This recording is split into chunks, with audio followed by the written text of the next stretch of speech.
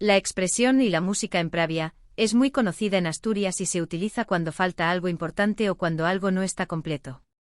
Esta frase tiene su origen en una anécdota ocurrida en 1906, durante la inauguración de la línea de ferrocarril Oviedo-Pravia-San Esteban. En aquel día histórico, la comitiva real, liderada por la infanta Isabel de Borbón, llegó a San Esteban para la ceremonia de inauguración. Todo estaba preparado para recibir a la infanta con una banda de música que tocaría en su honor. Sin embargo, para sorpresa de todos, la banda nunca apareció. Resulta que, debido a un malentendido, los músicos estaban esperando en la estación de Pravia.